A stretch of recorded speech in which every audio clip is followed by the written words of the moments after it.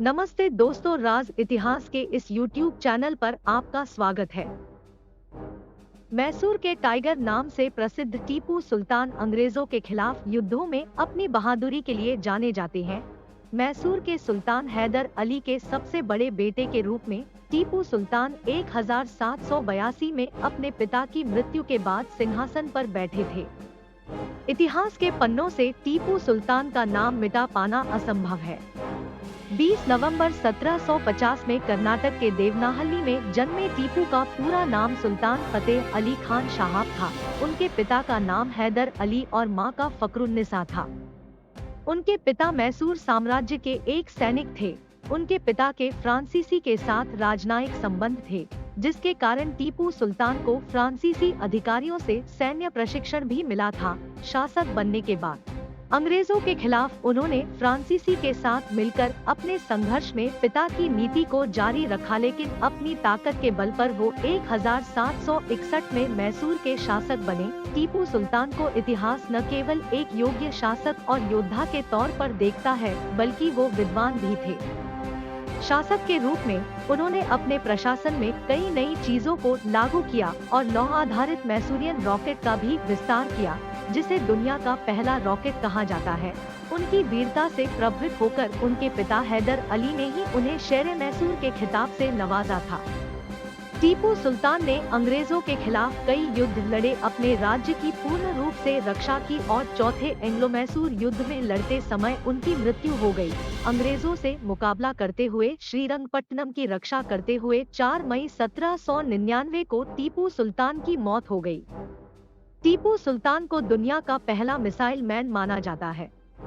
BBC की एक खबर के मुताबिक लंदन के मशहूर साइंस म्यूजियम में टीपू सुल्तान के रॉकेट रखे हुए हैं। इन रॉकेटों को 18वीं सदी के अंत में अंग्रेज अपने साथ लेते गए थे। टीपू ने 18 वर्ष की उम्र में अंग्रेजों के विरुद्ध पहला युद्ध जीता था। टीपू सुल्तान खुद को नागरिक टीपू कहा करता था। टीपू सुल्तान का एक नाम और है, उन्हें मैसूर के टाइगर के नाम से भी बुलाया जाता है। उन्होंने टाइगर को अपने शासन के प्रतीक के रूप में अपनाया था। इतिहास के अनुसार एक बार टीपू सुल्तान एक फ्रांसीसी मित्र के साथ जंगल में शिकार कर रहे थे। तब वहां बाघ उनके सामने आ गया था। उनकी बंदूक काम नहीं कर पाई और बाघ उनके ऊपर कूद गया और बंदूक जमीन पर गिर गई। वह बिना डरे कोशिश करके बंदूक तक पहुँचे, उसे उठाया और बाघ को मार गिराया। तब से उन्हें मैसूर का टाइगर नाम से बुलाया जाने लगा। टीपू सुल्तान एक बादशाह बनकर पूरे देश पर राज करना चाहते थे, लेकिन उनकी ये इच्छा पूरी नहीं हुई। कुछ ऐतिहासिक किताबों में इस बात का जिक्र मिलता है कि टीपू सुल्तान की 4 पत्नियां थीं। टीपू सुल्तान की तलवार का वजन 7 किलो 400 ग्राम है। आज के समय में टीपू की तलवार की कीमत 21 करोड़ रुपए है।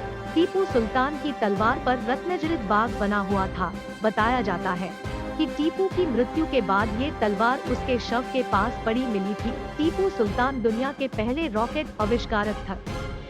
ये रॉकेट आज भी लंदन के एक म्यूजियम में रखे हुए हैं। अंग्रेज इन्हें अपने साथ ले गए थे। आइए देखते हैं लंदन के म्यूजियम में टीपू सुल्तान की सोने की अनमोल ज्वेलरी, जिसे अंग्रेज अपने साथ लंदन ले गए थे।